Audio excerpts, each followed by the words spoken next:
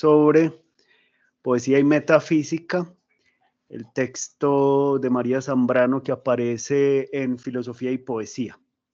Entonces, me gustaría abrir el espacio para que comenzáramos, preguntarle si lo leyeron, si hay algunas preguntas que salen ahí, si hay algunos intereses particulares que quisieran discutir, sobre todo concerniente a la temática de poesía y metafísica. Abro el espacio entonces para escucharlos.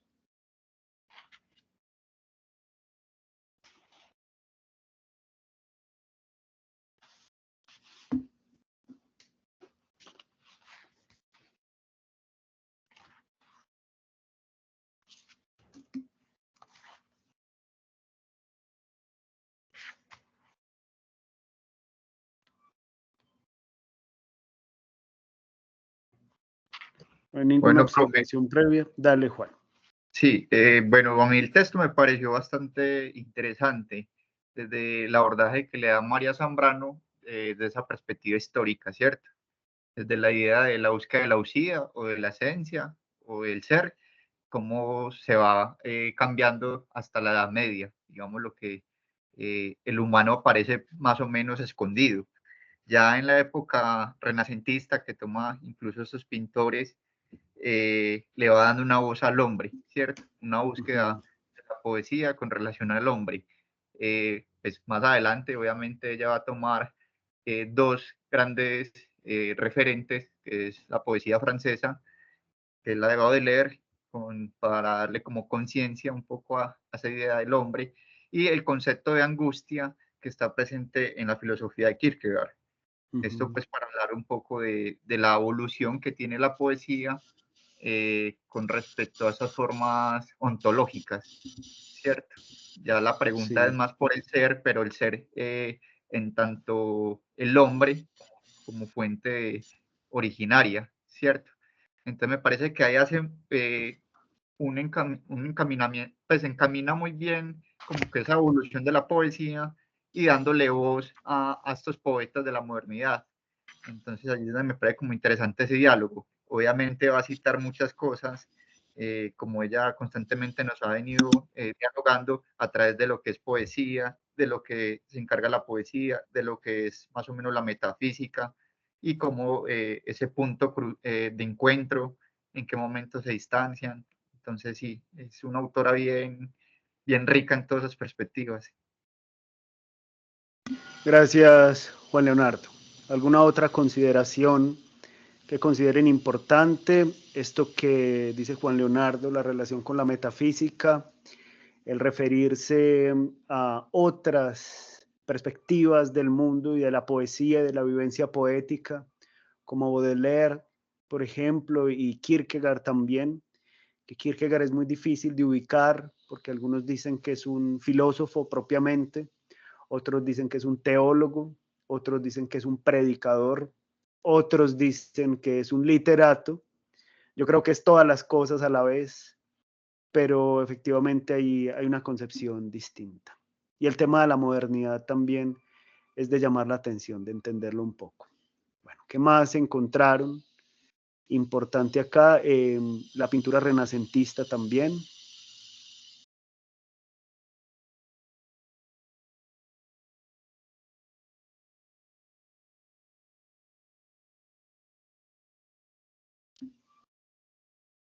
Bien, yo quería mostrarles una pintura.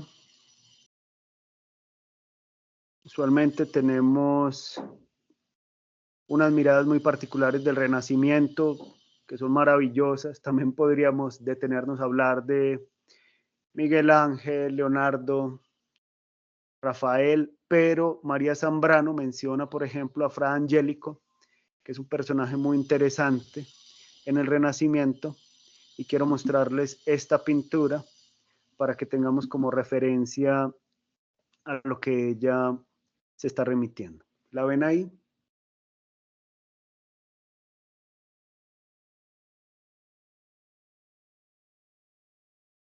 Sí, profesor. Bueno, cuéntenme qué ven. Cuéntenme qué hay ahí para ustedes. Primero la descripción visual, los objetos, los personajes, el lugar, el espacio, y luego la interpretación que se puede hacer desde ahí. Profe, pues aquí siendo poco refinado para el arte, pues hablando de pintura, yo lo que veo es como, no sé, esto es como una especie de iglesia, eh, hay un ángel, un cura, y parece ser una sierva, eh, no sé, pareciera haciendo algún tipo de alabanza. Y pues no Ajá. sé, me parece curioso que todos tengan como ese velo redondo sobre su cabeza, que no sé si significará pues algo en particular, como pues, que están santificados o que están iluminados, no sé, pero pues no sé, me parece curioso, es lo que más se destaca de la imagen. Ajá, muchas gracias, Juan. Sí, efectivamente, vemos estas tres figuras, tienen este halo de la santidad, que también son unas representaciones muy particulares en el arte. ¿Qué más ven? ¿Qué les llama la atención de acá? Algo que salte a la luz para ustedes. Profe, no sé si de pronto, pues es una imagen aurática en el sentido de cómo lo presentan las imágenes religiosas, ¿cierto?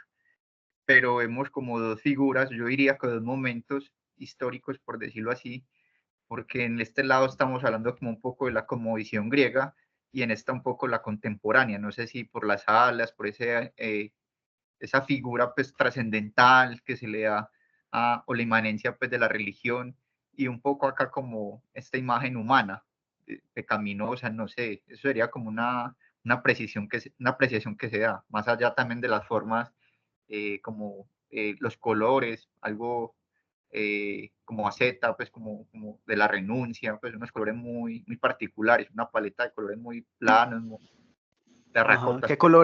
Qué colores ves? Sí, lo que es como la tierra, como lo que es Ujú. lo árido, cierta forma, pero esas figuras que decía Benjamin, como lo aurático, pues eh, lo que lo reconoce, en este caso las alas y en este caso vemos como una figura mucho más humana, diría yo. Una figura más humana. Si tuvieran que ponerle un título, ¿qué título le pondrían?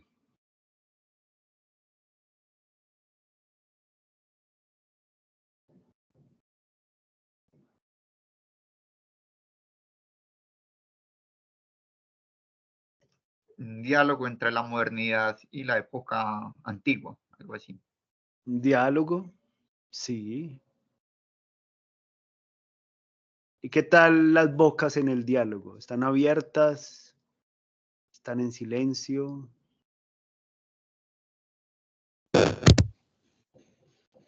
Silencio, ya no hay solamente hay gestos, no hay expresiones pues verbales, al parecer. Ajá, hay una gestualidad, ¿cierto? Una gestualidad muy particular. Bueno, esta pintura es una pintura de Fra Angelico, es un renacentista también, algunos lo llaman pre-renacentista. Y el que está ahí detrás es San Pedro Mártir. Esto es en una iglesia, convento prácticamente, en Florencia, Italia. Y Fra Angelico era un fraile dominico que pintaba sus obras de arte dentro del mismo convento en el que habitaba. Incluso había una, sobre todo en las grutas y sobre todo en las celdas, más que en óleos, por ejemplo. Era un trabajo mural que hacía y es un juego con las paredes y los muros. Este capítulo, digamos, de todas las pinturas que él tiene, se llama La Anunciación y María Zambrano se refiere a las vírgenes de Fra Angelico, propiamente con referencia a la concepción platónica que se filtra en este mundo. Entonces, si miramos bien, por ejemplo, y aquí voy a remitirme bastante a lo que hace Didi Huberman, que es un historiador del arte y filósofo del arte. Él se concentra en este tipo de imágenes. Él trabaja pues fotografía, estudia incluso a Bertolt Brecht, con los collages que hace Bertolt Brecht, pero acá él se concentra en la noción de lo visible y de lo visual. Hay cosas que son visibles, que son obviamente lo que se aparece ante nuestros ojos, pero lo visual es lo que nos deja ver a través de la pintura otras cosas. Entonces, esta es la Anunciación, y si recordamos, alguna vez lo escuchamos en nuestros cursos de mitología o miteología, que es propiamente la Anunciación. Recuerdan, el ángel Gabriel se acerca a María y le dice que ella es bendita porque va a tener un hijo que es el Hijo de Dios. Bueno, esto aparece en 2 evangelios de formas muy distintas, incluso parece que se remitieron a una narración previa, pero cada uno la modificó a su manera, cada uno tiene unos personajes distintos, unos episodios diferentes. En Mateo está de una forma, en Lucas está de otra, y son los dos. De hecho, estos relatos en los evangelios se compusieron hacia el final de los evangelios, porque cuando se empezaron a escribir los primeros, nadie sabía mucho de este tipo de origen de Jesús, y luego esto se configura dentro de la narrativa bíblica en comparación con la narrativa griega, que también tiene que ver mucho con eso. El caso es que esto tiene una fuerte impronta en el mundo medieval, y acá estamos saliendo del medioevo. Como dice Jacques Le Goff, es muy difícil uno decir cuándo se sale del medioevo para entrar en una noción distinta, que es el renacimiento y también la modernidad. Renacimiento, modernidad y medioevo, como dice Le Goff, no se puede partir en rebanadas. No podemos decir, como decían los historiadores hace un tiempo, en tal año empieza la modernidad, en tal año, no, porque todo se va dando de modos muy distintos, y aunque este autor es un autor pintor de una concepción católica medieval, podríamos decir, habita el Renacimiento y es el que abre las puertas al Renacimiento. Es decir, entre otros, por supuesto, porque hay un montón de corrientes. Entonces, si miramos acá, los personajes se miran el uno al otro, ¿sí? El ángel mira a María y se miran a los ojos. Él la mira a ella directamente, ya no sabemos si lo mira directamente a él, pero sí tiene una postura de reverencia. Y en esa postura de reverencia tiene un libro en la mano. Para empezar, sería pues el libro de las oraciones, probablemente incluso de la comunidad, y está recibiendo algo que le es dado, y eso que le es dado es una comunicación en silencio. Lo que llama la atención y que Juan Leonardo mencionaba con respecto al aura, hay un aura, hay un debate también en la teoría de Benjamin con respecto al aura. Algunos dicen que Benjamin está criticando la noción clasicista y romántica de aura. Otros dicen que más bien lo que defiende Benjamin es que el arte sí mantiene un aura, incluso cuando sea un arte contemporáneo, hasta el cine, ¿sí? Pero son concepciones distintas, porque el aura ya no va a pertenecer a un individuo, artista, creador romántico, sino al pueblo, a lo popular, digamos en el caso del cine, que es lo que él estudia, la fotografía. En esa obra, pues él tiene otros trabajos sobre el barroco. Pero acá propiamente lo que llama la atención es el fondo. Miren este fondo, ¿sí? Me imagino que ustedes han visto La Virgen de las Grutas de Da Vinci. Espérenme, yo lo busco aquí para que tengamos como referente y podamos entrar en esta noción que plantea María Zambrano. Bueno, la tengo acá. Esa es una que está en el Museo del Louvre. Y esto nos permite tener una idea con respecto a este cambio de referencia que aparece en la obra de María Zambrano y en el pensamiento. Bueno, la Virgen de las Rocas podría ser un referente. Espérenme, yo les muestro esta otra imagen para que la tengan ahí.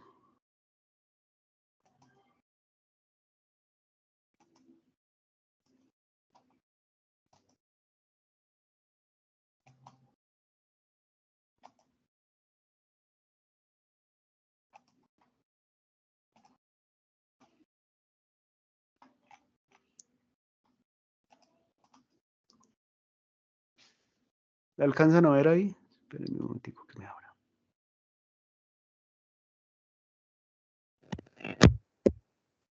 Está bastante alejada. ¿Cómo, perdón? Alcanza a realizar, pero está bastante alejada igual. ¿Y ahí qué tal? Ya hay mucho mejor, profe. Gracias. Listo, esta es la Virgen de las Rocas, una pintura de Da Vinci. Es muy interesante porque además, miren, las características, ¿cierto? Las características físicas, por supuesto, renacentistas, las vestimentas, pero miren todo el espacio que hay, ¿sí? Todo el espacio. Algo interesante, esto lo dice Peter Burke, estudiando la historia de la cultura. Da Vinci hizo un trabajo no solamente de artista, sino también de investigación y expedición hasta el punto de que las plantas que se ven aquí son unas plantas que solo están en las rocas de los Alpes y por lo tanto este es también un testimonio botánico. Todo este fondo es un fondo alpino. Por supuesto, cuando se habla de Jesús y el nacimiento de Jesús, se tuvo que haber dado en un contexto distinto, sea como sea que lo planteen los textos, en un pesebre, que pues no tuvo que ser necesariamente de paja, probablemente fue en un piso de tierra, pero era una cosa muy distinta, en una población semidesértica como la Palestina. Y acá cambia todo el referente, todo el fondo, y el fondo nos dice mucho. Entonces, toda esta concepción, digámoslo así, es una concepción a la que se remite María Zambrano, porque ella nos está diciendo que la percepción de las vírgenes es una percepción platónico-mística, donde hay cierto alejamiento, cierta lejanía y distancia, ya no esa posesión carnal, sino que se puede apelar a otra cosa.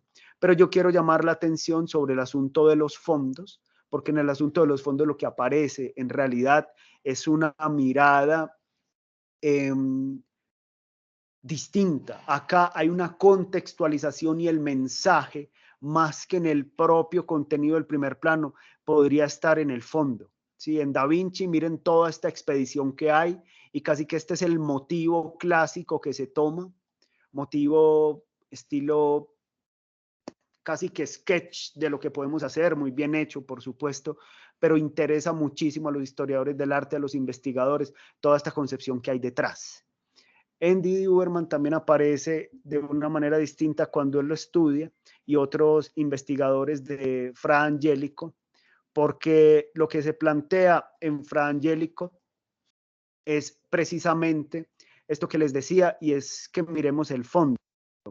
Este fondo en Fra Angelico es un fondo blanco, profundamente blanco, es un fondo casi que sin fondo y es un fondo lumínico. Esta figura que hay atrás, San Pedro Mártir, que es bueno, el patrono de la comunidad y por supuesto la comunidad testificando aquello que se da con devoción y toda la cosa. Pero acá primero las columnas, sí, pareciera que fuera una zona de la comunidad del monasterio y acá esto es un fondo iluminado entre María y el ángel, lo que hay es un blanco que termina siendo lo visual y lo visual como la posibilidad de la interpretación del sentido, del mensaje propio de la obra de arte, incluso de una nada que comunica y de una nada que transmite un mensaje distinto. Esa transmisión lo que hace pensar sobre todo es, por un lado, la concepción del blanco en esta comunidad, para estas comunidades, si ustedes ven acá al fraile, ellos se visten de blanco, se ponen una capa negra encima, pero visten de blanco. Y al vestirse así, por supuesto, es una concepción de la pureza, pero la pureza vista también desde ángulos distintos, no solamente el tema de la pureza sexual, sino es un blanco también lleno de cicatrices. Acá el fondo tiene un montón de marcas, tiene un montón de grietas, si ustedes alcanzan a ver, por supuesto el artista jugó con el muro porque es pintura mural, ¿sí? Pero estas mismas grietas muestran que la pureza es un proceso que viene después de una vivencia de muchas heridas, de muchas grietas y de muchos dolores, y que la pureza es el resultado de la purificación y no el no haber experimentado. Probablemente es lo que a veces se nos pasa, y es que pensamos que este tipo de perspectivas ascéticas, que no solamente la del cristianismo, sino la del estoicismo o la de los cínicos, este ascetismo logra aquello que se llama pureza después de haber raspado mucho la vida y no necesariamente de no haberse atrevido a vivirlo. O sea, solo viene después la experiencia de haberse golpeado mucho con la vida misma, ¿sí? Sin embargo, obviamente el concepto no se va a tocar en María, porque es una figura distinta y una figura sagrada para la iglesia, y de esta figura no se podría decir que se mantiene, por eso pues ya las creencias van a decir que es inmaculada, que no tiene mácula, que no tiene mancha, pero para el resto de los mortales, que somos todo el resto, solamente la pureza viene de haber experimentado con las propias manchas. Entonces no hay pureza sin mancha. Y María Zambrano empieza a pensarlo ahí, porque ella da un giro acá. Si hemos visto, ella hace un recorrido en filosofía y poesía, sobre todo esa relación que aparece entre el Renacimiento y la modernidad, pero con un vínculo que se da, que también lo han detectado algunos, y es la conexión con el platonismo que aparece. Giovanni Reale ha estudiado mucho esto, las tradiciones orales de la filosofía de Platón, que nosotros las olvidamos, y también otros estudiosos, Zambrano se da cuenta de esto, de que el platonismo tiene una noción mística, ya sea en una concepción positiva como la de Reale o en una concepción negativa como la de Nietzsche, y María Zambrano está tratando de vislumbrarlo, no sin las posibilidades de contradicción que ofrece. Bueno, no sé si hay alguna otra consideración con respecto a la pintura que quieran tener en cuenta.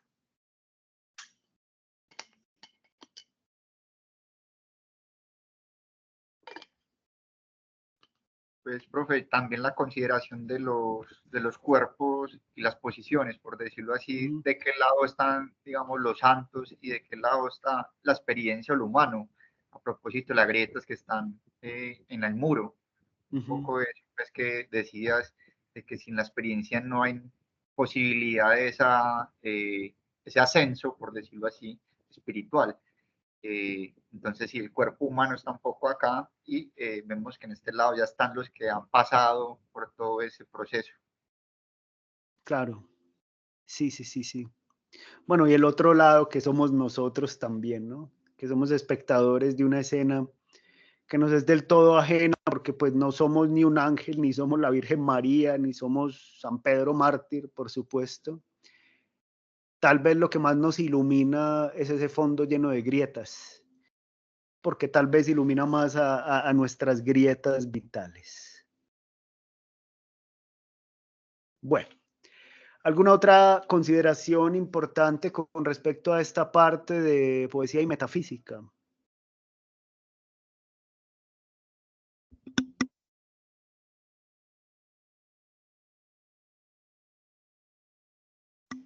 Entonces, decíamos que aquí Zambrano apunta a una transición que se entiende como la modernidad. Y ella dice que se hace con pretensiones imperiales. Digamos que Zambrano no es la única que se da cuenta de que la modernidad tiene unas nociones propiamente imperiales, sino que también hay otras miradas que tienen que ver con esa perspectiva que ha visto en la modernidad un asunto de lo imperial. Enrique Dussel ha trabajado mucho el concepto, por ejemplo, cuando Dussel habla de una modernidad que se dio por dos lados, porque surge la modernidad filosófica como sistema de pensamiento, pero también el capitalismo colonial. Y el capitalismo colonial van de la mano. Por un lado, y también Sloterdijk lo menciona, y bueno, José Pablo Feynman, que tenía unos videos al respecto, recuerdo que tiene uno que dice, Colón descubre América y Descartes descubre al sujeto. Precisamente, y esto Sloterdijk lo expande en un texto sobre escritos de estética, porque él dice, todo el concepto de modernidad era un concepto de viajar. Los modernos empezaron a viajar Y Descartes, por ejemplo, hizo un viaje también. Tenemos el viaje de Colón, de Magallanes, pero el viaje de cartesiano es un viaje hacia adentro, es un viaje hacia el sujeto, y a la vez que se expande el mundo hacia afuera, se hace una profundización en aquello que se entiende lo que es el sujeto. La pregunta es si el sujeto es una invención, como dice el profesor Iván Darío Arango, o si el sujeto es un descubrimiento, o si el descubrimiento no es una invención, que también con respecto a América se habla de una invención de América, porque América se inventó antes de ser descubierta, y cuando fue descubierta ya había muchos relatos que se plantean ahí. De hecho, Alejo Carpentier tiene una novela que se llama El arpa y la sombra. Es una novela muy interesante porque en esa novela es Colón escribiendo a manera de un diario, lo van a canonizar, y se descubre este diario de Colón donde parece que él viajaba a los puertos como marinero y escuchaba muchas historias allá en las que se decía que efectivamente había una mirada distinta de un mundo diferente que había que descubrir. Entonces, esta noción, digamos, de que la filosofía ha acompañado las expansiones coloniales es muy fuerte ahora, también en las perspectivas postcoloniales, Walter Miñolo, por ejemplo, o Dussel, que lo mencionábamos, sobre todo porque nacen juntas, pero se van retroalimentando, que eso también pues habría que pensarlo siempre, y por eso la visión profundamente imperial que tienen ciertos rasgos o ciertas filosofías y que se evidencia, por ejemplo, en el pensamiento de Hegel. Zambrano, cuando habla del renacimiento, ella nota que el renacimiento es el lugar donde se da este nacer, renacer, y no solo renacen las artes paganas y el interés por Grecia, que es como casi siempre hemos entendido el renacimiento, sino también la filosofía. La filosofía vuelve a nacer porque la filosofía había sido, como decíamos anteriormente, anquila teología, es decir, la esclava de la teología, pero, o teología, pero en realidad lo que pasa acá es que la filosofía toma un camino distinto y la ciencia también toma un camino distinto, que es casi su independencia. Con Copérnico, Galileo, Newton, Kepler, Tycho Brahe, aparecen estas concepciones propiamente de que la ciencia pueda pensarse a sí misma y que la ciencia ya no sea instrumentalizada. Porque teníamos una idea de que la ciencia era instrumentalizada para la fe, y ahora la ciencia lo que hace es tomar sus propios instrumentos, aplica, digamos, la concepción del catalejo, que es el trabajo que se viene haciendo. Antes de Galileo ya lo sabía, pero los desarrolla mucho más, y de ahí la ciencia toma un camino distinto. La filosofía también quiere pensarse desde ahí, y el arte mismo, que es lo que hemos visto, también se quiere pensar desde un lugar distinto. Ahora, Zambrano nos dice que aunque se da este giro, y es un énfasis que ella hace y creo que debemos rescatar y ahora se viene rescatando, este giro no es uniforme, como decíamos en algún momento, no es que alguien diga, listo, a partir de hoy estamos en la modernidad, ¿sí? O a partir del 27 de abril de 2024 estamos en una época que se llama, no sé, la ultra super post hedonista posmodernidad, ¿cierto? O algo así, sino que las cosas se van dando y es después, mucho después, que los historiadores, que los filósofos empiezan a ver estas constelaciones de significado, lo que Kuhn llama paradigmas, y dice esto más o menos corresponde a una época. Entonces, acá aparecen las vírgenes de Fra Angelico.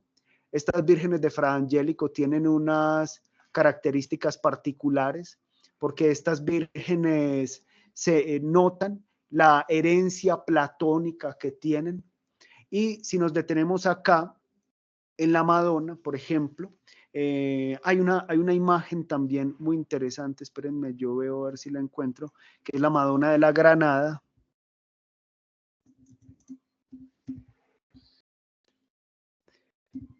Que María Zambrano la menciona específicamente porque la Madonna de la Granada alude a la concepción que se tiene de las semillas.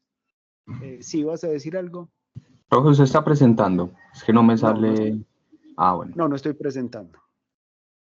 Aquí la voy a presentar. Ajá. Esta es una Madonna de la Granada, también de Fra Angelico, que es la referencia específica que hace María Zambrano.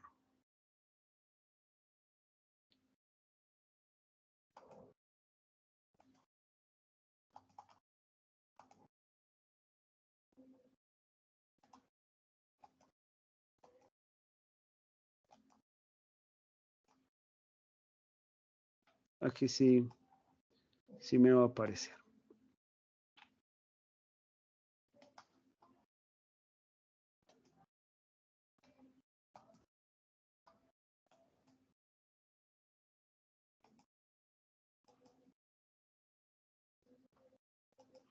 Esta sí la ven, ¿cierto? Sí, profe. Listo. Miren esta Virgen que tiene una cosa muy particular y es propiamente el tema de las semillas, ¿sí? Estas son unas semillas propiamente de granada. Nosotros conocemos más la granadilla. La granada es roja, muy brillante. Incluso hay un relato en el Talmud muy bonito que se preguntan por la belleza de un rabino, Rabí Yohanan. Y entonces dice, ¿sabes cómo era la belleza de Rabí Yohanan? Porque en esa época no había fotografías. Entonces otro rabino dice, tú tomas una granada cuando está despuntando la luz del sol, pero solamente cuando aparecen los primeros rayos. Abres la granada y ves cómo la luz del sol hace que brille la granada y solamente se da un instante en el día. Así era la belleza de Rabí Yohanan. Y esto propiamente es una muestra de la belleza, pero también de la fecundidad, la noción de la Virgen acompañada de nuevo por ángeles y la noción de la granada como imagen de fecundidad.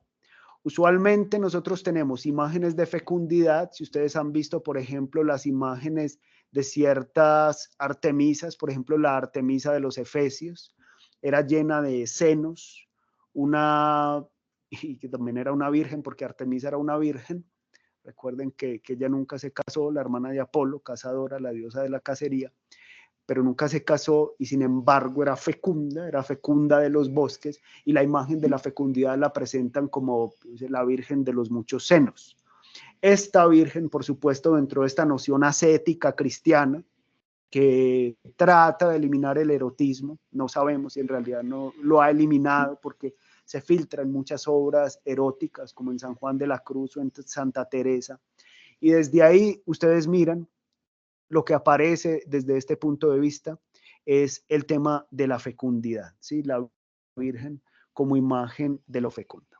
Entonces, Fra Angelico nos hace detener acá, y María Zambrano también se detiene, es una pintura también de Fra Angelico, y vemos en ella la fecundidad de las semillas que la madre le da al niño, pero es una fecundidad inalcanzable a la que no se puede llegar por la vida del encuentro carnal, ¿sí? Sino por la contemplación espiritual.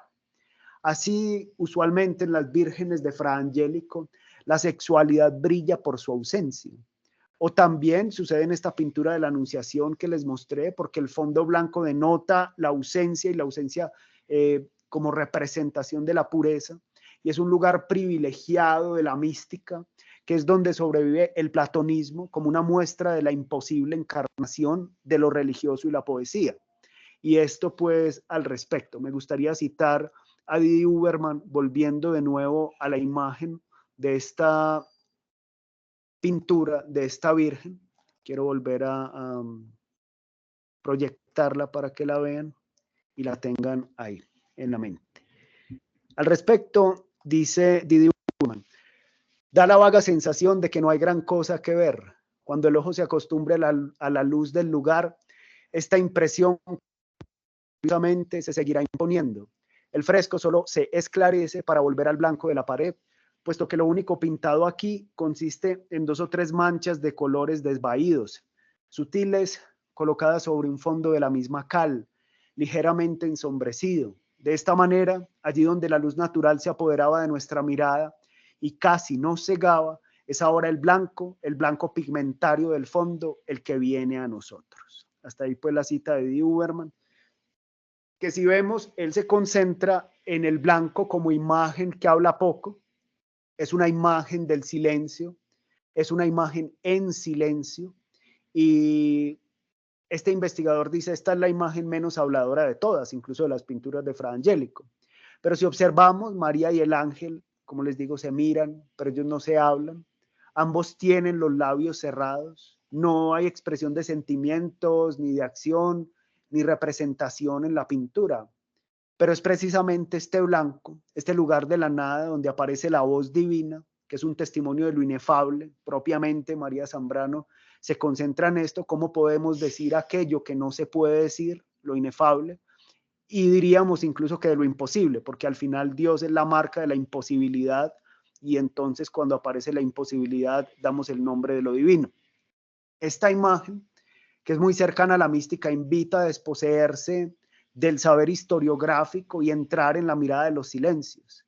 El color blanco acá es la materia de la obra, es la que la hace visual, no meramente visible, como decía, nos hace ver más allá, y funda en la interpretación de la obra lo que se entiende por un acontecimiento, la interpretación como acontecimiento, lo que Heidegger llamaba Ereignis, que es aquello que pasa, que acontece, y que muchas veces acontece una sola vez, o que cuando pasa ya no podemos seguir mirando de la misma forma.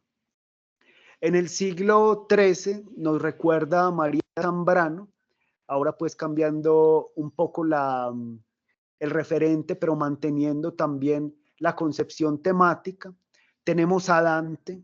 Dante es el que gesta la unión entre filosofía, religión y poesía. La comedia, por supuesto, es una obra que siempre lo tiene a la mano, sobre todo una unión, y recuerden que, bueno, la comedia tiene tres momentos: el infierno, el purgatorio y el paraíso. En el infierno lo guía Virgilio, y poco a poco él va llegando hasta el paraíso, donde lo guía Beatriz, una mujer que él vio solo una vez y se convirtió en su amor platónico. Raro pues que digamos también amor platónico, tal vez sería muy posible hablar del amor dantesco. Y es interesante porque él nunca tuvo una unión con Beatriz, no tuvo un encuentro carnal con ella, no se consumó el matrimonio.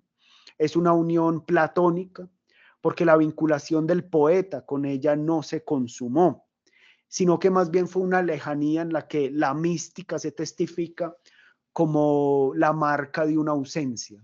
Esto es importante pensarlo, porque eso es lo que se va a entender por mística. Casi siempre pensamos que el testimonio de los místicos es cuando se han encontrado con Dios o con lo divino, con lo sagrado, y tenemos la mística de Rumi. Podríamos hablar de una mística en Basho, en Dogen, por supuesto San Juan de la Cruz, Santa Teresa, que ahorita tal vez hablaremos un poco más de ellos, por supuesto por su vinculación con la poesía. Pero es interesante pensar que la mística, más que consumación, es el testimonio de una ausencia, como se nota a luces en el testimonio de Juan de la Cruz. Entonces, así es que llegamos al siglo de oro español, precisamente porque esta es una de las uniones más significativas entre poesía y mística. María Zambrano resalta, y ella ha estudiado a San Juan de la Cruz en varios pasajes, tanto en Juan de la Cruz como en Teresa, la herencia, que es una herencia más que cristiana, es una herencia eminentemente platónica, de la imposibilidad del cuerpo para experimentar lo divino, y por lo tanto la experiencia estética y el conocimiento, mientras que la mística, donde aparece el Dios como el vacío, la realidad ausente, permite vivenciar la mística en cuños platónicos. Y lo interesante aquí también es pensar que eran cuerpos muy enfermos, pero que en esos cuerpos donde a veces se negó al cuerpo para experimentar lo divino, porque no se permitieron ni experimentar la carne, no les daba la carne para la experimentación de lo divino, ni tampoco sentían que su experimentación plena en el alma fuera con lo divino. Ellos sí testifican la noción de una vivencia mística. Lo que pasa es que es distinta también. Por ejemplo, Juan de la Cruz testifica la ausencia, lo habíamos dicho: ¿a dónde te fuiste, amado, y me dejaste con gemido? Pero Teresa, ella va a creer que el matrimonio de alguna forma se consuma, y como el matrimonio se consuma, ella se hace llamar en adelante Teresa de Jesús. Ella en realidad se llamaba Teresa de Ahumada, y parece que venía de una familia judía, en un contexto en el que era muy fuerte la Inquisición, la persecución, la sospecha ante los marranos. Nosotros en Antioquia usamos la expresión marranos para el cerdo, que es muy interesante, ¿no? Y cuando la gente públicamente salía a comer marrano, era decir delante de todos, miren que sí como marrano, pero originalmente, que es comer cerdo, pero originalmente marrano es una palabra que se usa a los judíos conversos al cristianismo y usualmente se les ve con mucha sospecha, incluso como falsos conversos. Entonces, Teresa viene de una familia de marranos, ella se entrega a la fe, ahora se hace llamar Teresa de Jesús en su matrimonio espiritual. Juan de la Cruz está en un noviazgo espiritual, pero ese noviazgo espiritual, aunque se dan encuentros furtivos, nunca hay un testimonio de una consumación plena.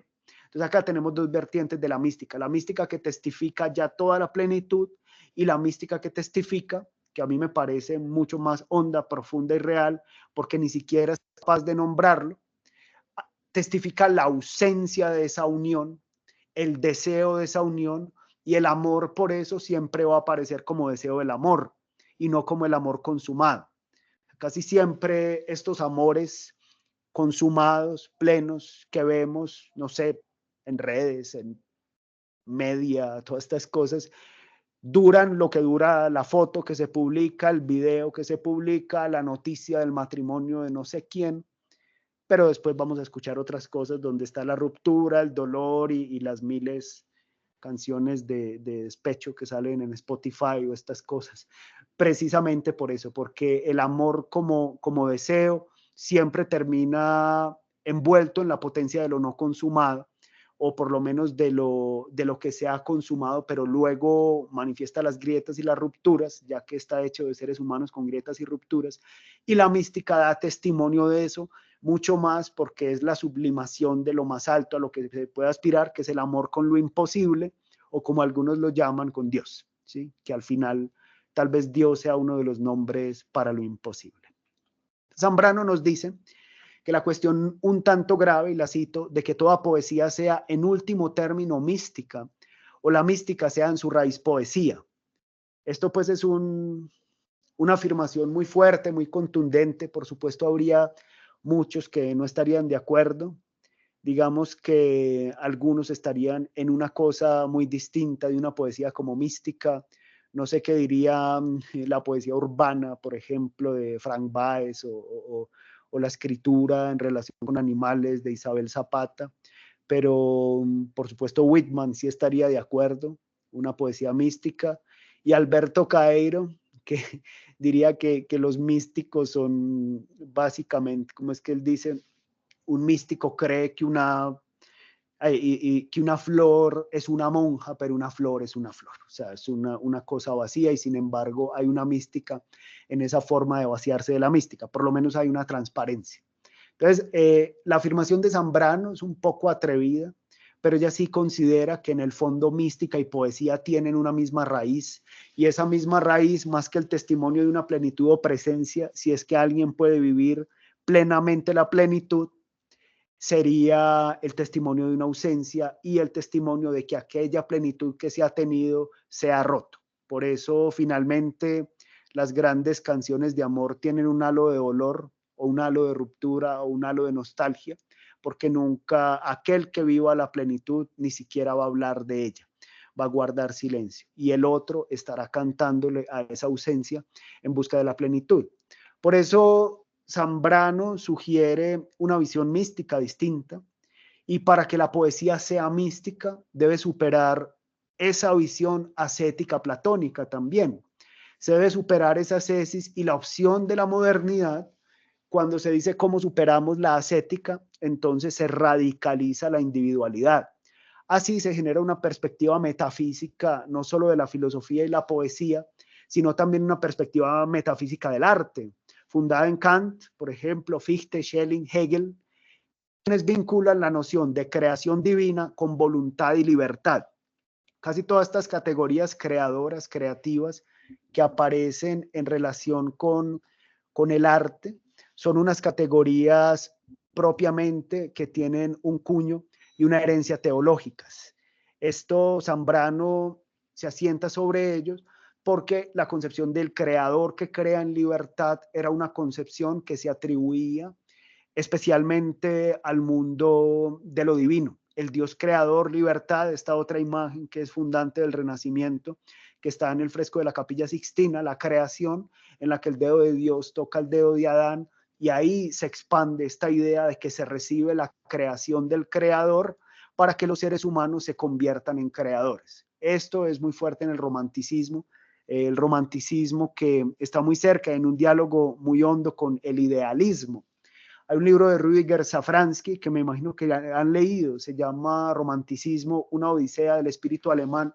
Safransky ahí hace un análisis muy bien hecho de esta cultura alemana, idealismo, Kant, Hegel, Fichte, Schelling y romanticismo, empezando por los grandes poetas, los dos grandes poetas de Alemania, públicamente grandes, Goethe y Schiller, pero después este otro gran poeta, que fue un poeta secreto y después se descubrió que se añadiría como ese tercero, que es Hölderlin, y luego los otros, pues que también inmensos, Novalis, los hermanos Schlegel, Jean Paul, porque ellos representan esa idea de que se recibe del Dios la posibilidad de convertirse en un Dios creador. Y aparece pues toda esta noción y esta reinterpretación de lo romántico. Entonces, la filosofía del conocimiento, el idealismo alemán, lo que hace es poner al ser humano como fundamento del ser de las cosas. El ser ya no es independiente del ser humano, considera Zambrano, como antes se pensaban, que nosotros éramos una partecita de ese ser, sino que más bien la persona humana se funda a sí misma. Y toda esa estructuración del idealismo alemán lo que hace es continuar ese concepto religioso del Dios creador, que ahora se traslada de forma metafísica al ser humano en general, preferiblemente en abstracto. Y noten que en este momento estos grandes profesores universitarios como Hegel tenían que jugársela con la religión del contexto, que era el protestantismo luterano, y desde ahí ellos estaban muy cerca de defender, sobre todo, defender esta mirada que ellos tenían. Por eso Hegel, que a mí me parece muy espinosista, casi siempre está hablando muy positivamente de la religión cristiana, pero también es una manera de tratar de ubicarse políticamente en lo correcto. En Schelling, la filosofía y la poesía se abrazan, ellas tienen la misión de la creación ambas y la realización del ser humano, que es la de convertirse en un creador o en expandir la impronta creadora del Dios como imago Dei. O sea, si el ser humano es imagen de Dios, ¿en qué queda la imagen de Dios? Sabiendo que dentro del contexto de estos pensadores la imagen de Dios estaba rota por aquello que se entendía como el pecado, y ellos dicen la imagen de Dios queda en que Dios es creador y el ser humano es creador, creador de conceptos, creador de obras de arte, creador de sistemas. Esta es la época de la filosofía como sistema, la época de la metafísica como sistema. Y en Hegel permanece la concepción teológica, esto nos lo dice Zambrano, también lo dice Safransky. Recordemos que Hegel estudió teología junto con Schelling y con Hölderlin, y finalmente terminó siendo un gran profesor, un gran maestro de filosofía que llenaba las aulas, ¿cierto? Para ir a Schopenhauer, que estaba a su lado y iban muy pocos a su clase. Y el caso es que en Hegel, por ejemplo, en la fenomenología del espíritu, se da una categorización de lo teológico bajo la impronta de una vivencia religiosa adecuada en la razón. Hay un libro de Hans Küng, teólogo y filósofo suizo, que se llama La encarnación de Dios, y es un estudio sobre el concepto de lo divino, las categorías teológicas que todavía se mantienen en el pensamiento hegeliano. Pero como digo, este fenómeno de una traslación de todo este cristianismo, platonismo para el pueblo, para decirlo en términos de Nietzsche, no solamente se da en el idealismo, sino también que se da en el romanticismo, en especial en la vertiente literaria. Safransky, por ejemplo, en su libro Romanticismo nos recuerda que ante la publicación de la obra de Fichte, que fue titulada Fundamento de toda la doctrina de la ciencia, Goethe tuvo una reacción con mucha admiración y él acentuaba ante todo la actividad enérgica de la configuración del pensamiento. Así fue que se empezó a pensar en la posibilidad de un filósofo artista que se apoya en la fuerza creadora del hombre. El genio, por ejemplo, que es una teoría muy fuerte que aparece en este contexto, se encarna en Novalis. Novalis, este gran poeta. Incluso Goethe decía que él era el imperator de la vida espiritual en Alemania y lamentaba su pérdida. Él murió muy joven. Su prometida también había muerto muy joven. Y en este sentido ya aparecía la teoría del genio, que incluso muchos pensadores van a pensar y van a meditar sobre él. Kant la aborda, Hegel, por ejemplo, también la aborda en las lecciones sobre la estética. Hegel atribuye esta teoría a Goethe y a Schiller al decir que la obra de arte es considerada como una obra de un espíritu muy peculiarmente dotado. O sea, la producción del talento y del genio aparece en este sentido como un estado de inspiración, y lo interesante es que vuelve otra vez la respuesta místico-platónica, que paradójicamente era aquella de la que dudaba Platón en el Ion, cuando vimos que Sócrates se burla de este personaje y que considera la necesidad del trabajo y la comprensión de las causas y las tecnai en la obra de arte. Si recordamos que Sócrates le pregunta a Ion que él cómo sabe lo que sabe y por qué lo sabe y cuál sería la causalidad de sus tecnai, de su tecné como rapsoda, y finalmente Ion no sabe explicar, entonces dice no, no me interesa. Pero Hegel sí reconoce esta teoría del genio, aunque él afirma que si bien el talento y el genio del artista tienen en sí un momento natural, sobre todo en la infancia, este también precisa de la formación por el pensamiento y precisa de la reflexión sobre los modos de la producción de él, como, tanto en la práctica como en la destreza del producir. Sin embargo, todavía está esa idea del genio, todavía está esa teoría del genio. Zambrano también nos habla del romanticismo francés, se refiere especialmente a Víctor Hugo, el profeta que se profetiza a sí mismo. Víctor Hugo, pues sabemos de ese gran poder creador que tenía, poeta, novelista, activista, obras tan maravillosas como Notre Dame de París o Los Miserables, y ahí ven la concepción del genio creador, porque en este artista se conjugan todas las esperanzas de la fe que antes se atribuían al Dios y ahora se vuelcan al propio ser humano. Incluso todavía se usan expresiones que vienen del romanticismo para hablar de genio, para hablar de creador, incluso se le aplican pues a autores tan baladís como estos que ahora llenan estadios, ¿cierto? Pero también pues se podría decir lo mismo y se usaba para referirse a Freddie Mercury, por ejemplo, todavía se usa más, o a Michael Jackson, precisamente porque conservamos esta teoría del genio creador, que es una teoría romántica. Esta noción incluso de genio creador, de artista creador, la imagen del dedo de Dios tocando, ya no Adán o propiamente Adán, ya sería, por ejemplo, Novalis, o sería Goethe, o sería Schiller, o sería Víctor Hugo, emerge una noción distinta. Y la noción distinta es la que quiere anteponer Zambrano, que ustedes mencionaron ahora, que es la del poeta disruptivo, la del pensador fragmentario. Entonces, por ejemplo, ante Víctor Hugo aparece Baudelaire, con su conciencia de pecador, de ser vinculado al infierno, Rimbaud también, y estas nociones de ellos atacan la idea de que se es una criatura perfecta, y ellos empiezan a mostrar la crisis en la que ha caído incluso esta propia mezcla de las concepciones religiosas con el arte, para decir, miren, lo que somos son seres pecadores, adictos, enloquecidos, fortuitos, banales. Y también ante la totalidad de Schelling y de Hegel emerge Kierkegaard bajo la noción de un individuo que se hace individuo al presentarse directamente ante Dios para hacerse irrepetible. Kierkegaard como lo fragmentario, Baudelaire como lo infernal y lo pecaminoso, como un reconocimiento de que el ser es roto, fragmentado, herido, astillas despedazadas, y no simplemente que viene a ser aquella imagen de perfección que podría reproducir esta otra concepción perfecta que idealizaríamos proveniendo del romanticismo, por ejemplo, el fresco de la Capilla Sixtina de la Creación, y del Renacimiento, perdón, y culminando en el romanticismo. Entonces, por eso, para María Zambrano, Baudelaire y Kierkegaard son pensadores y poetas, dice ella, que purgan la embriaguez del supercreador.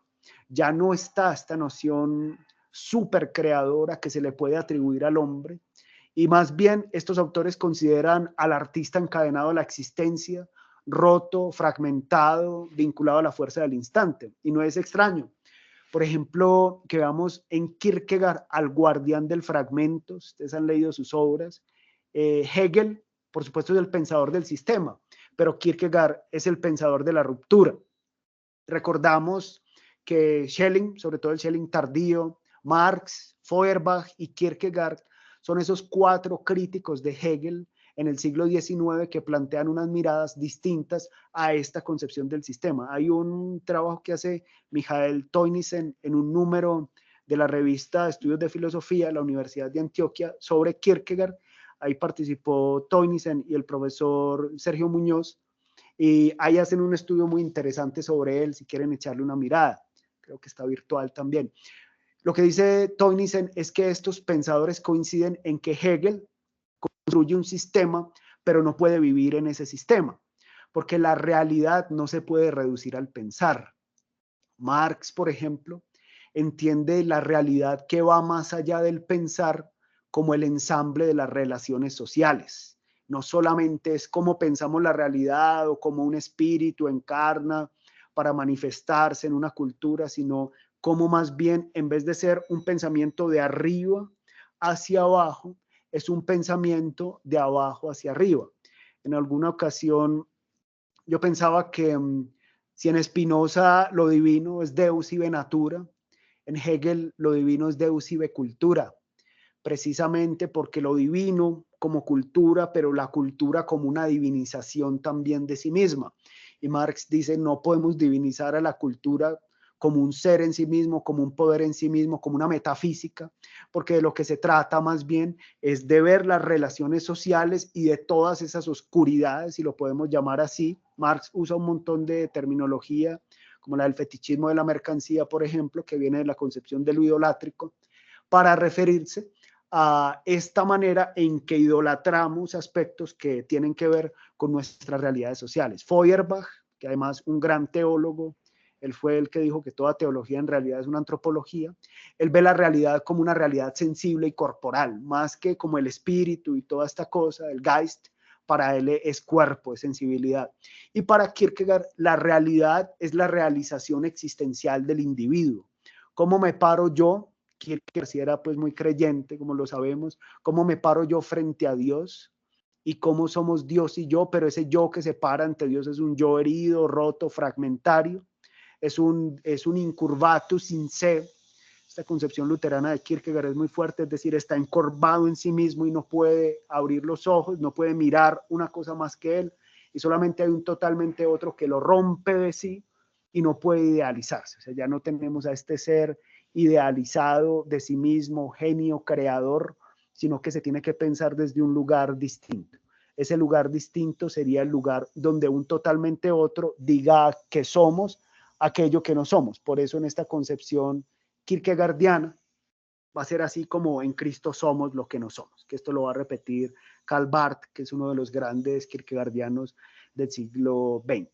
Entonces, a diferencia de Hegel, con la idea de la tesis, la antítesis o síntesis, que en realidad es Aufhebung y que la hemos interpretado muy mal, por supuesto, si la vemos así muy fácil, tipo Mundo de Sofía, que además es un libro maravilloso, no quiero denostar de él porque es un libro que me parece muy bello, pero obviamente por ser tan rápido como lo cuenta todo puede ser muy fácil.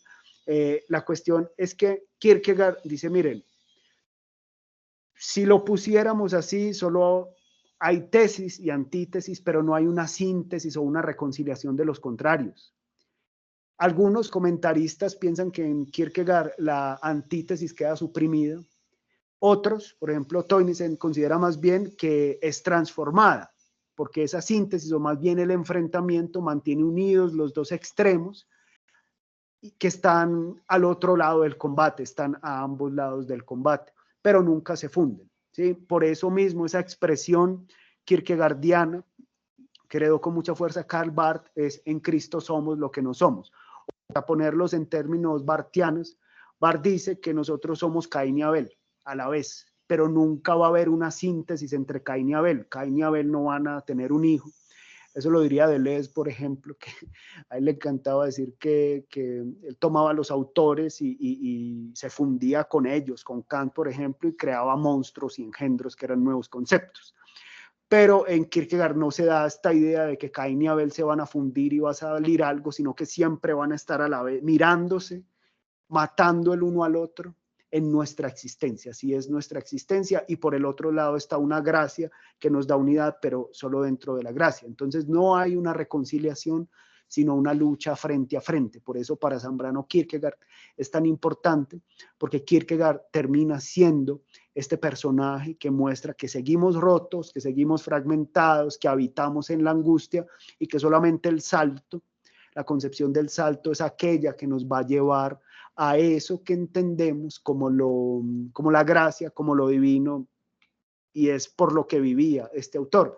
Por eso Kierkegaard es el testimonio del ser humano dividido, no en dos mitades, para que pongamos cuidado, sino el ser humano dividido en muchas partículas y en muchos fragmentos, como el resultado de una explosión que fue encendida por el fuego divino. De ahí pues estos seudónimos, que incluso yo me atrevería a llamar heterónimos en términos muy pesoanos, porque Kierkegaard va creando personajes. Si lo han leído, me imagino que sí.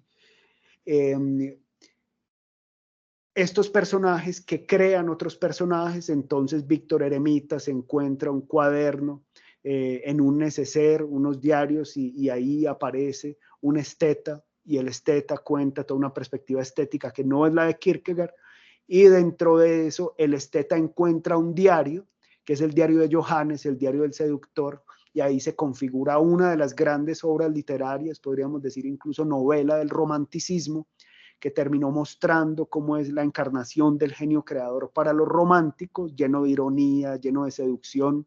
Hay unos pasajes maravillosos, y lo interesante es que Kierkegaard no creía en eso. Kierkegaard lo que veía en ese hombre era un ser dividido, y ese ser dividido se enfrenta a otro ser que se cree unificado, pero también está dividido, que es el juez B, o lo uno o lo otro dos, que le hace dos cartas grandísimas de respuesta a este esteta, diciéndole por qué la ética es el camino y no la estética. Pero dentro de Kierkegaard y la perspectiva de Kierkegaard, a la vez, este juez también está dividido, tampoco ha alcanzado el sentido, y todos habitan dentro de este autor que se sabe fragmentario, y que finalmente lo que lo puede salvar no es sí mismo, ni la unidad de sí mismo, ni nada de esto, sino un Dios externo, ¿sí? un Dios alieno que venga de afuera y que lo confronte para salvarlo por un mecanismo que no es el del ser humano, sino que es el de la gratuidad. Entonces, esto es como el panorama que nos dice Zambrano en relación con lo moderno. Ella dice que en la modernidad hay una ruptura significativa con la filosofía, sobre todo porque el poeta deja de creer que el artista y la poesía son lo que dicen los filósofos acerca de ellos, y más bien se empieza a pensar la poesía desde ella misma y desde sus propias categorías.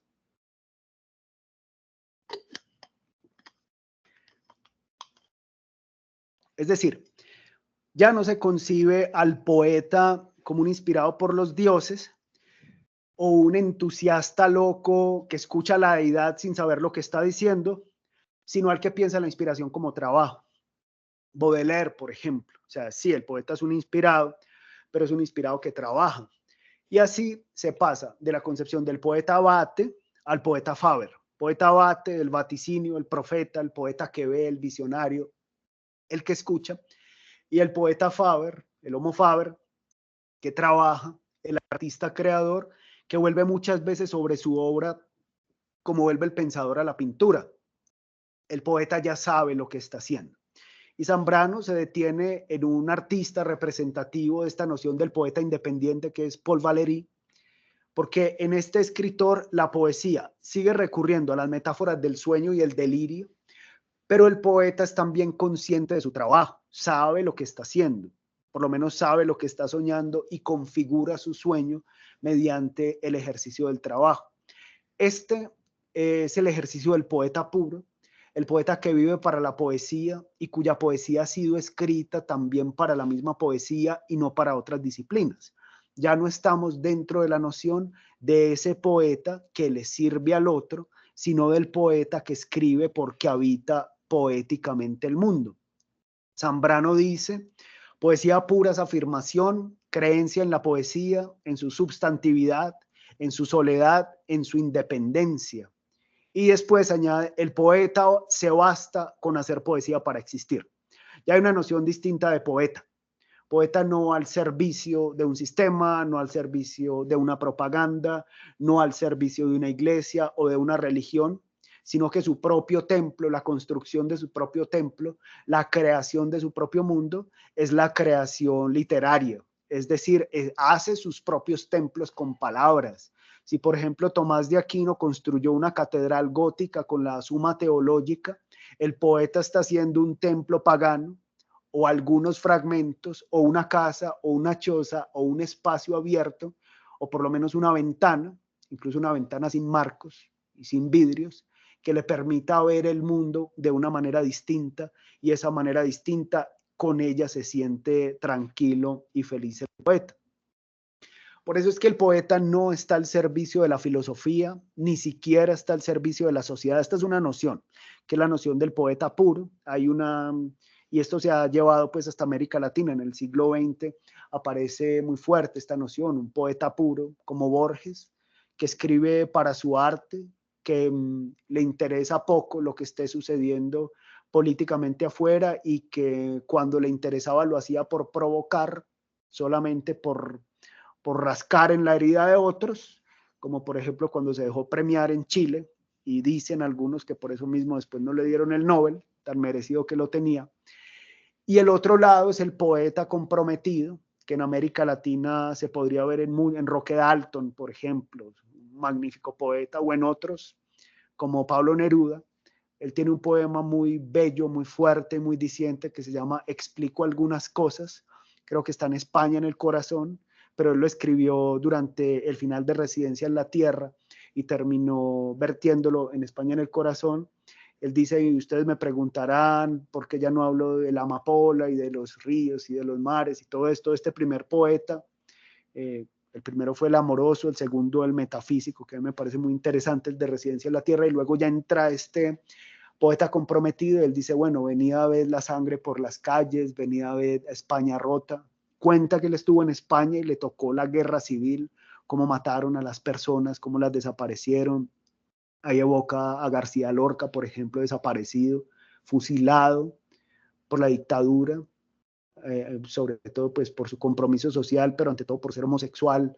Y Neruda dice: ya no me pude quedar ahí, y de ahí para adelante conocemos a este Neruda que hace cosas tan profundas como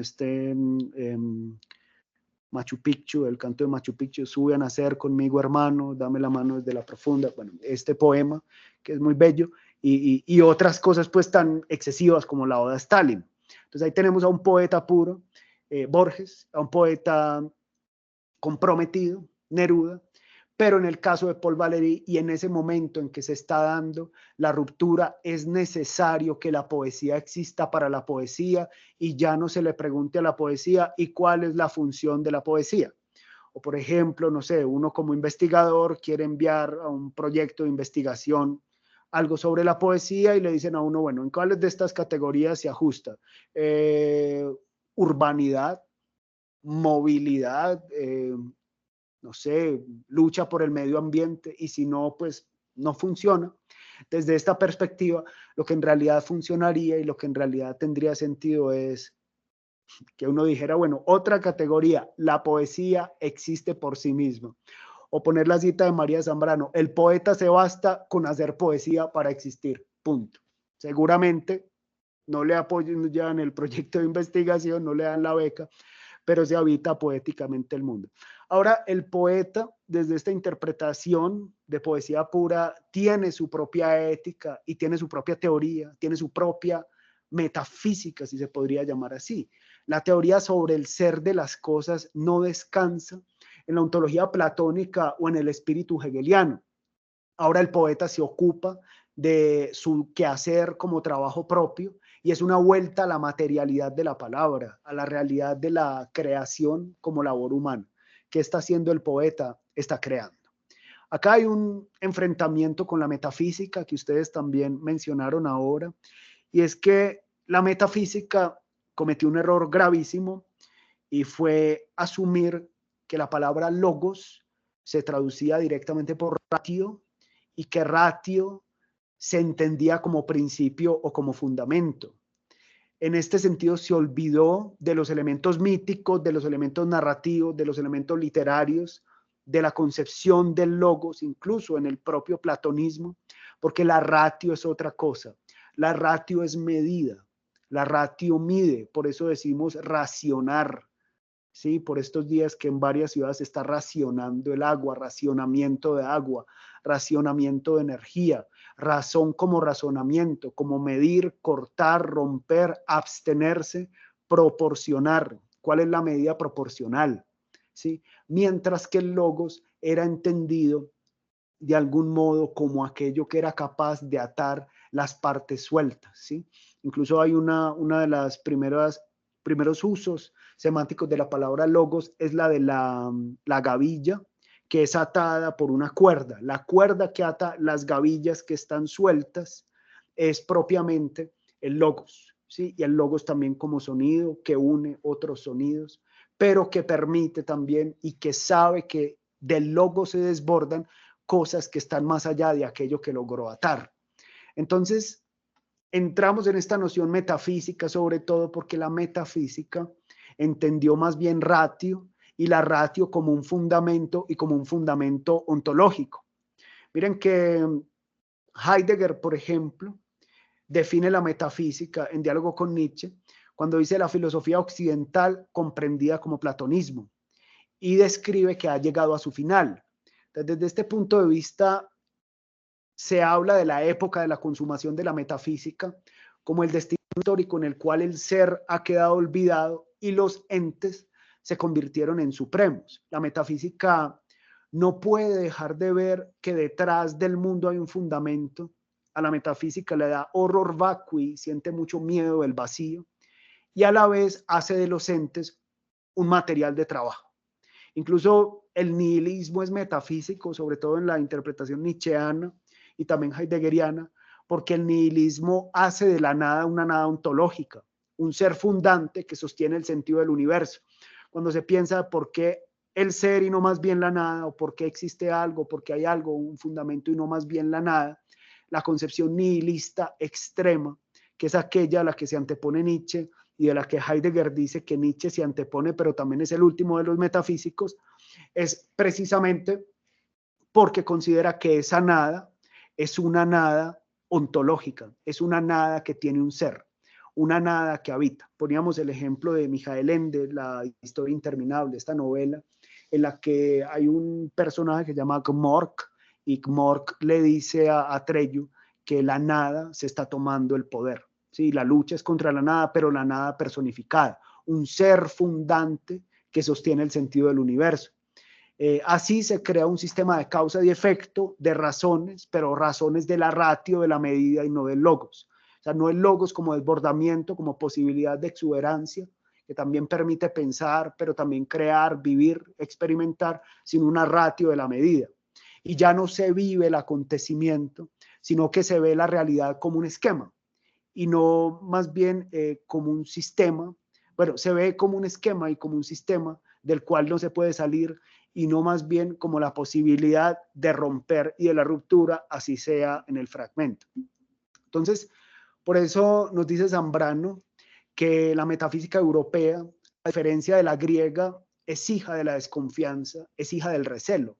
Descartes, por ejemplo, se vuelca al conocimiento humano a costa del olvido del ser. La razón, cito a Zambrano, la razón se afirmaba cerrándose y después, naturalmente, ya no podía encontrar otra cosa que sí mismo. Así se cae en esta noción de lo metafísico.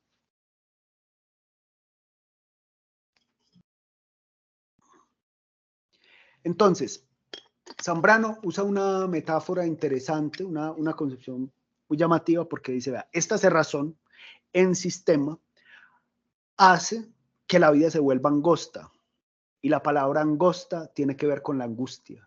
Decir angustia es decir que uno está en una noción angosta. Ella piensa la experiencia existencial y psicológica en términos plásticos, porque la gruta se cierra, el laberinto se estrecha y se da una imposibilidad de respirar dentro del concepto.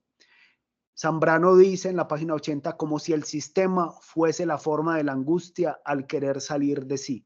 El sistema mismo tratando de romper su propio encerramiento y tratando de encontrar salidas ya no los haya. La filosofía cae en esto y la poesía empieza a buscar otras experiencias sin idealizarla tampoco, porque también pues hay ciertos sistemas poéticos, sobre todo estructurales, que terminan siendo su propia angustia o su propia cerrazón.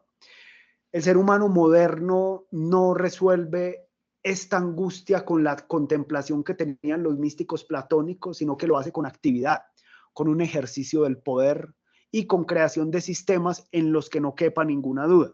De ahí que diga Zambrano que el sistema es la forma de la angustia y la forma del poder, y a veces hemos visto, sobre todo la concepción sistemática, y se la atribuimos a los grupos organizados, a los sistemas políticos, a las religiones organizadas, pero también hay que ver que la filosofía termina siendo el fundamento de muchas de estas creencias, o por el contrario, termina siendo un reflejo de estos sistemas que lo retroalimentan para poder que siga creciendo. La noción marxista, por ejemplo, lo evidencia bien, o lo denuncia bien, el concepto de superestructura e infraestructura, en el que hay unas realidades sociales que dan a luz una concepción no solamente filosófica, sino religiosa, artística, estética, discursiva, y esa noción lo que hace efectivamente es dar después una retroalimentación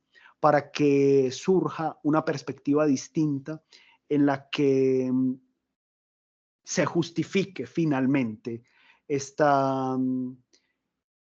sistema que se viene alimentando a sí mismo.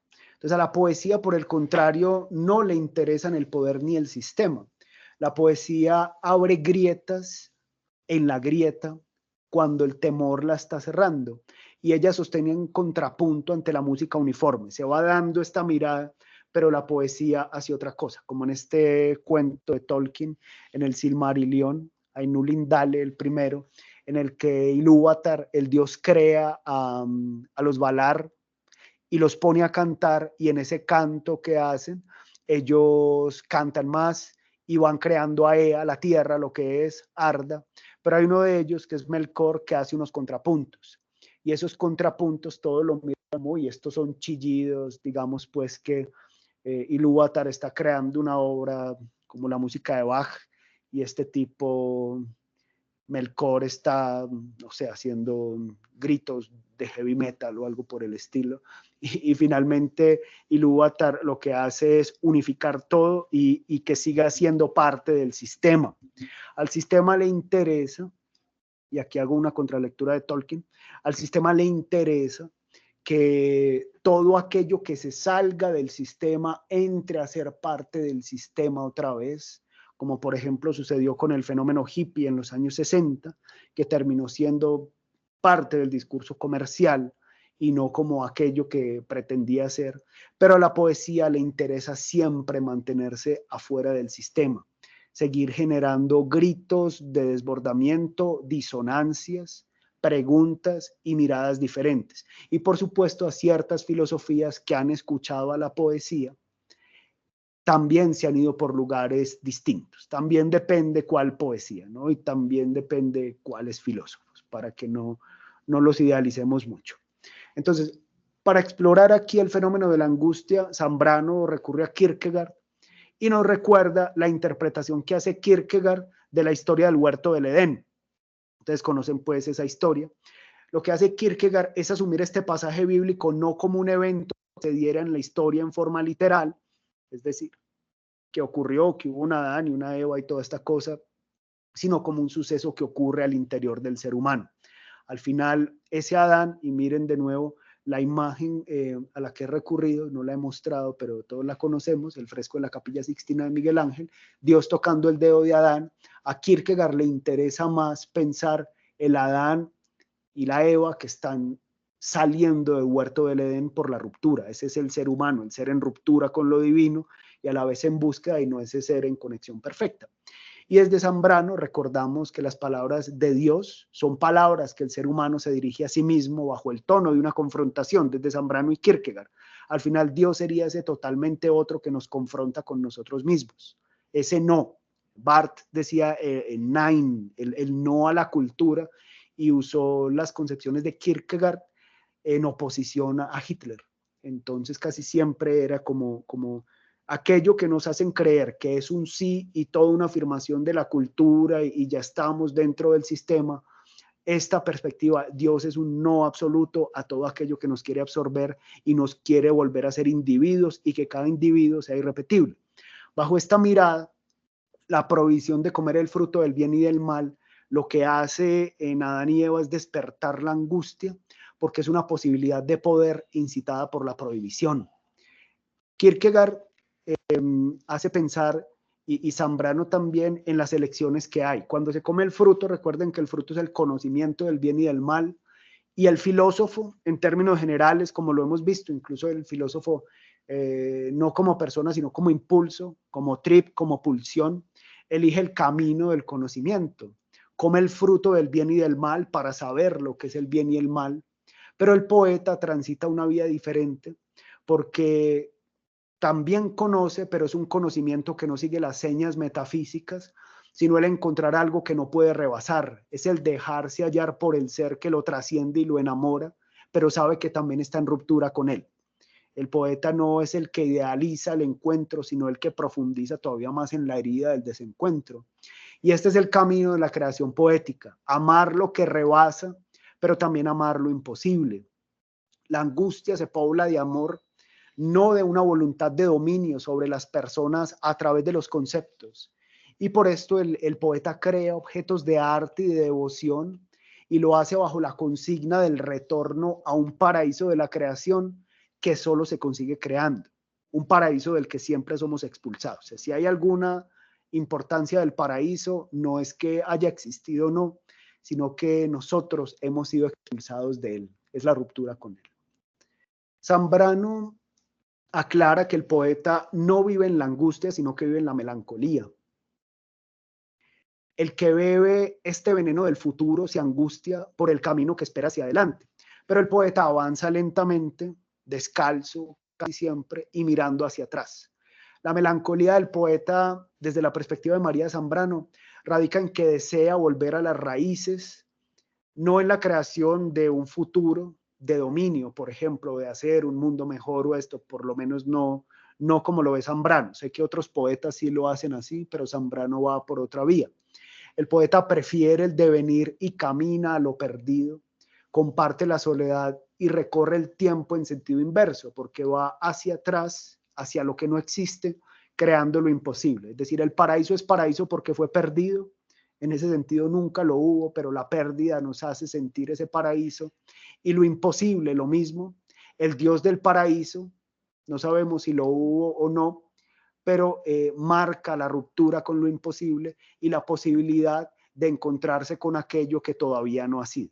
Por eso la poesía es más melancólica que angustiosa o que angustiada.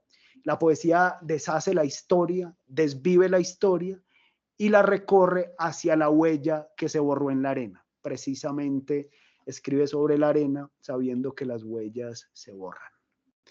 Esta sería mi interpretación de este texto de Zambrano. No sé si tienen preguntas o comentarios al respecto, alguna interpretación diferente que surja de ustedes. Me gustaría escucharlos también.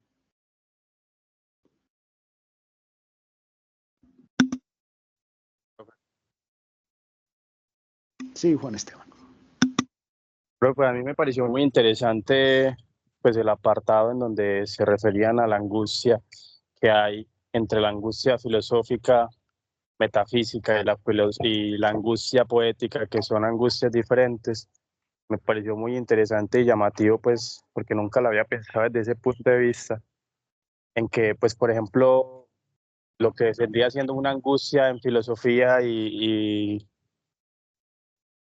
vamos a decirlo así, metafísica, de alguna manera fueran más parecidas que a, pues, una angustia poética que se preocupa por otro tipo de cuestiones.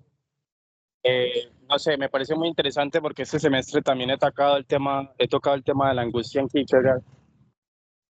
Y pues sí es cierto que al menos de donde se entiende a Kierkegaard, esa angustia que él expresa en su texto, en su libro, es una angustia más bien del ser, es una angustia al Dasein de Heidegger, es una angustia al ser que existe y que está viviendo en su multiplicidad, como ya pues lo he mencionado con anterioridad, es una angustia que es más bien existencial, es una angustia de yo como persona, individuo, preocuparme por aquello que no sé qué puede pasar, por un futuro, y si esa decisión que yo tome a lo largo de, no sé, de alguna experiencia o de algún proyecto, lo que sea, pueda llevar buenas o malas repercusiones. Todo esto, pues, esas angustias del existir, me parece muy interesantes que Zambrano ahí las separa directamente con las angustias de la poesía, que son unas angustias más bien eh, propias de ella, como en este caso, pues preocuparse por no eh, precisamente angustiarse por las cosas de la existencia misma. O sea, me parece muy curioso pues como mirarlo desde ese punto de vista y me pareció un punto bastante interesante pues como para charlarlo en clase. No sé si de pronto me puede dar más claridad o me puede, no sé, de pronto extender un poco más esa idea de Zambrano al momento de hablar de la angustia de la poesía, que es lo que pues ahorita mismo no tengo mucho conocimiento. ¿Alguien quiere comentar eso también? Lo que dice Juan, la angustia en la poesía, ¿han encontrado alguna interpretación distinta en la propuesta de Zambrano?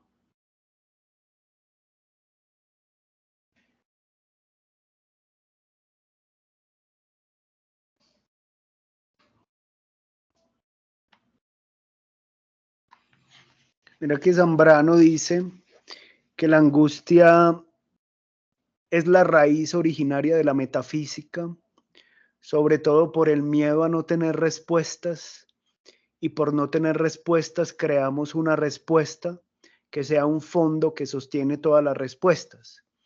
Entonces, así yo no sepa, hay un fondo que sostiene y entonces yo descanso y confío en ese fondo. Como aquel que está, es casi como creer que se está flotando en un mar. No sé si ustedes han tenido la experiencia de irse a la playa y se ponen a nadar mar adentro y hay un momento en que están muy adentro, hasta el punto de que no se alcanza a ver la orilla o uno hasta la ve la orilla, pero está perdido, no está en el mismo lugar donde empezó, no tiene los referentes de las personas, si es que estaba con alguien, y siente que se va más allá. La metafísica sería decirle a uno tranquilo, que si bajas los pies vas a tocar el fondo porque hay un fondo que te sostiene. La poesía, en la perspectiva de Zambrano, y en una línea también muy nietzscheana, lo que dice es, tranquilo, que si bajas los pies, no hay fondo. Si haces mucha fuerza, te vas a hundir. Si empiezas a nadar como un loco, como una loca, te vas a asfixiar y no vas a tener pulmones para regresar. Entonces, lo único que hay que hacer es flotar, confiar en que nada te sostiene y lo único que hay que hacer es eso. El que se angustia se hunde, el que se suelta flota y con despacio puede encontrar algún camino. Creo que esa es la mirada que hay, porque la otra es, la metafísica es, hay un fondo que te sostiene, va a llegar alguien a salvarte. La poesía, desde este punto de vista, dice, nadie va a llegar a salvarte, probablemente nadie te dé la mano, está en una serenidad que se funda en la nada. La serenidad más profunda es entender que nada nos sostiene y que aunque nada nos sostenga, hay que flotar ahí. Por eso para Kierkegaard, la fe es un salto hacia la nada. Claro, para Kierkegaard hay un Dios que lo sostiene. En el fondo también se podría ver como una metafísica. Para Nietzsche no hay nada que sostenga, ni siquiera el arte. Eso hizo parte del primer Nietzsche, joven, pero todavía era muy metafísico. Ya al final es flotar en lo que hay, y si lo único que tenemos es el agua, pues flotemos en el agua, que vamos a llegar, y si no llegamos, nuestra llegada era hundirnos. Eso pues sería como lo entiendo yo.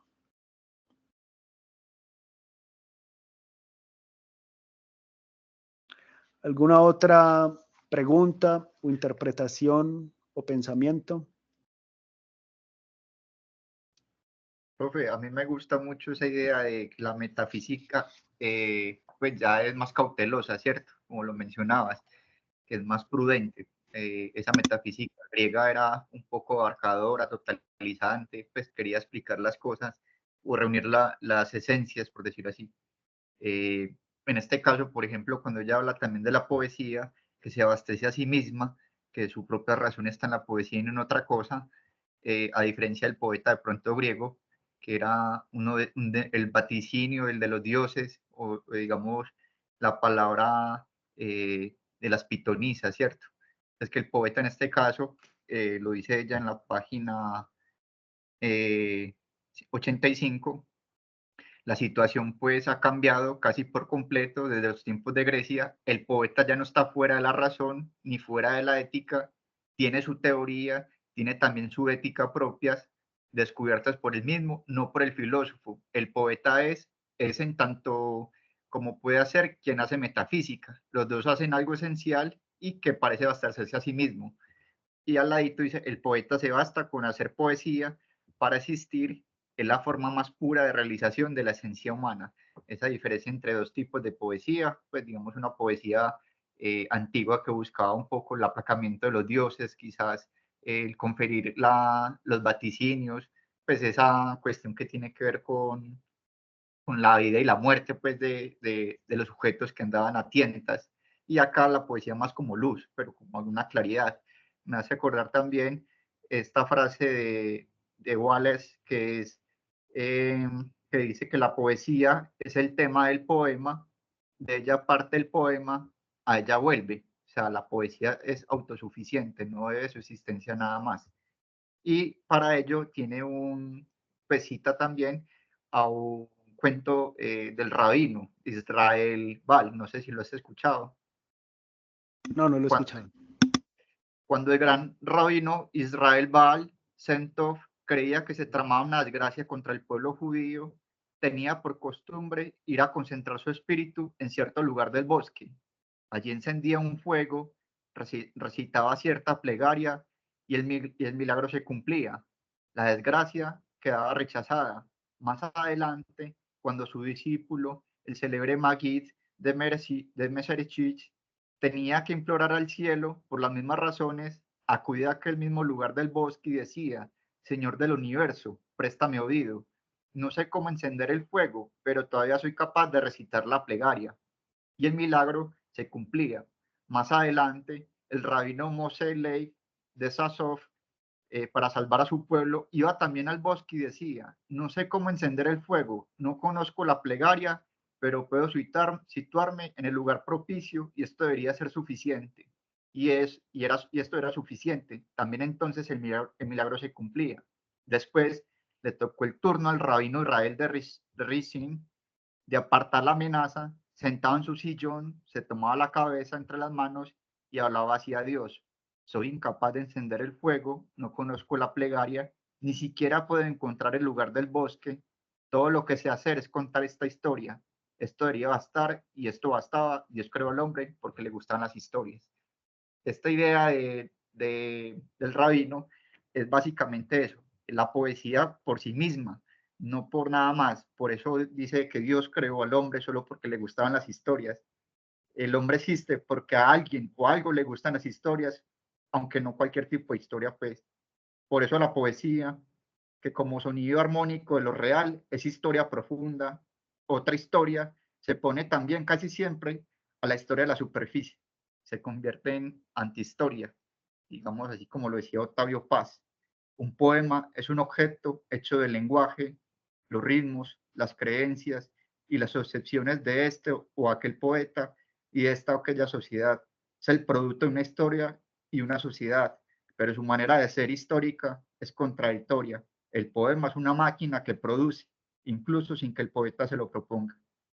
Esa idea pues me parecía interesante a propósito de la poesía como algo que se abastece a sí misma y que obviamente en palabras de Baudelaire adquiere cierta prudencia, cierta idea de que hay que pensarse en términos de la claridad, pues no algo metafísico, sino algo más concreto.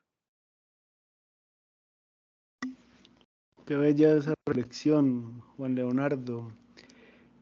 Y efectivamente, sí, estamos para contar historias, incluso somos seres que nos contamos nuestras propias historias de nosotros mismos para darle sentido al lugar y al momento en el que estamos.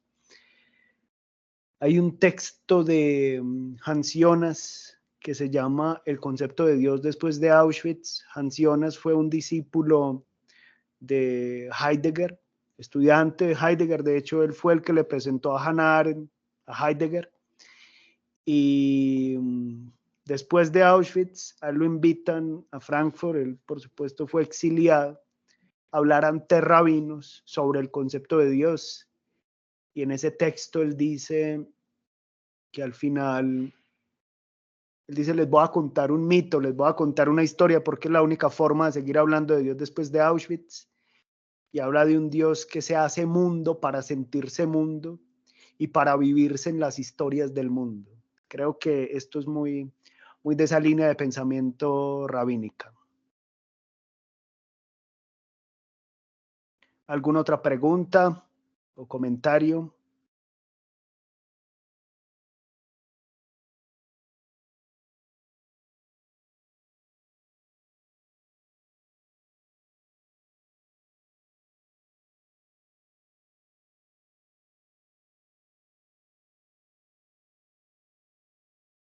Muy bien. Podemos entonces terminar aquí nuestro encuentro. Ya estamos cerrando los capítulos de este libro, Filosofía y Poesía de María Zambrano.